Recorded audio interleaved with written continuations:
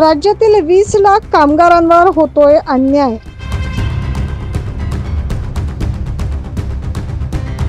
अशी माहिती doctor DL Karad यांनी दिलेली आहे। पाहूया सविस्तर बातमी। किमान वेतन कायद्यानुसार दर 5 वर्षांनी विविध प्रकारच्या उद्योगातील कामगारांच्या किमान वेतन रकमेत सुधारणा करणं बंधनकारक आहे, परंतु मागील 10 वर्षांपासून यामध्ये कुठल्याही प्रकारची सुधारणा करण्यात आली नाही। त्यामुळे तब्बल 20 लाख कामगारांना याचा फटका बसला असल्याची माहिती संघटनेचे राज्याध्यक्ष डॉक्टर DL कराड यांनी नाशिकमध्ये घेण्यात आलेल्या पत्रकार परिषदेत दिली। महाराष्ट्राच्या विधानसभेचं अधिवेशन चालू आहे आणि ह्या सरकारचं हे शेवटचं अधिवेशन आहे।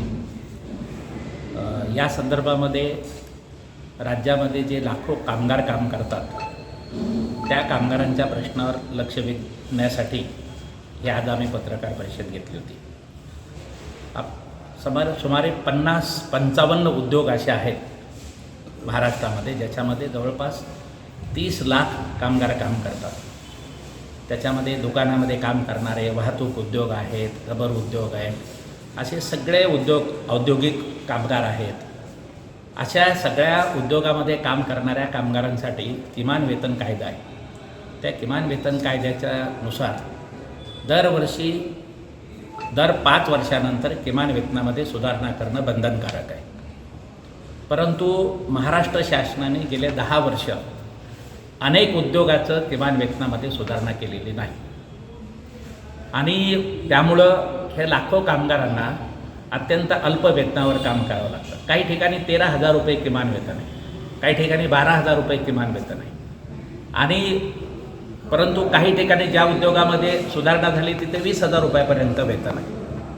फक्त सरकारने किमान वेतनामध्ये सुधारणा करण्याची प्रक्रिया पूर्ण न केल्यामुळे लाखो कामगार अल्प वेतनावर काम करत आहेत। या संदर्भात CITUनं कामगार मंत्री, त्याचबरोबर मुख्यमंत्री, कामगार सचिव, कामगार आयुक्त ह्या सर्वांशी चर्चा केली। त्यांना प्रत्यक्ष आम्ही भेटलो आणि त्यांच्याकडे विनंती केली की हे किमान वेतन सुधारणा ताबडतोब करायला पाहिजे। 20 उद्योग असे आहेत की ज्या उद्योगाची अंतिम अधिसूचना प्रसिद्ध करण्यासाठी कामगार मंत्र्याकडे ती प्रलंबित आहे।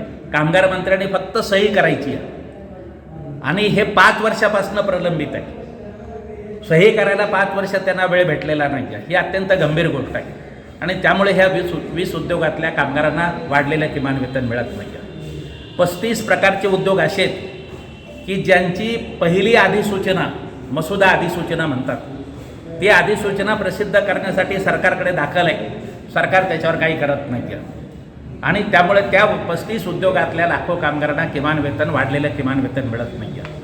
मी स्वतः कामगार मंत्री सुरेश खाडे यांना ज्यावेळेला भेटलो त्यांना सांगितलं की किमान वेतन सुधारणा केली जात नाही, दर 5 वर्षांनी व्हायला पाहिजे।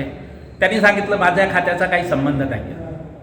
आम्ही त्यांना सांगितलं की तुमचंच खातं आहे, किमान वेतन सल्लागार मंडळ किमान वेतन निश्चित करणं हे कामगार खात्याची जबाबदारी आहे। तरीसुद्धा त्यांनी सांगितलं माझ्या खात्याचा काही संबंध नाही आहे। इतका अगाध ज्ञान असलेले कामगार मंत्री महाराष्ट्रात लाभलेले आहेत आणि म्हणून आज आमची मागणी अशी आहे की हे जे 55 उद्योग आहेत, ह्या 55 उद्योगातल्या कामगारांचं किमान वेतन सुधारणा जी प्रलंबित आहे ते ताबडतोबीनं त्यांनी अंतिमपणे त्याला प्रसिद्धी दिली पाहिजे आणि हे करत असताना 10 वर्ष जे झालेले नाही त्या प्रमाणामध्ये किमान वेतनात सुधारणा केली पाहिजे, ही आमची मागणी आहे।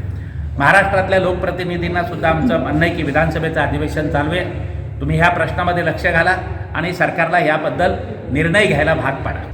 अनेक आस्थापनांकडून कामगारांना किमान वेतन देखील दिले जात नसून कायद्याचं उल्लंघन होत असल्याने सीटू प्रणित नाशिक कामगार संघटनेच्या वतीनं उच्च न्यायालयात याचिका दाखल करणार असल्याचं यावेळी डॉक्टर DL कराड यांनी सांगितलं। 9 न्यूज महाराष्ट्रासाठी प्रतिनिधी ज्ञानेश्वर आंबे।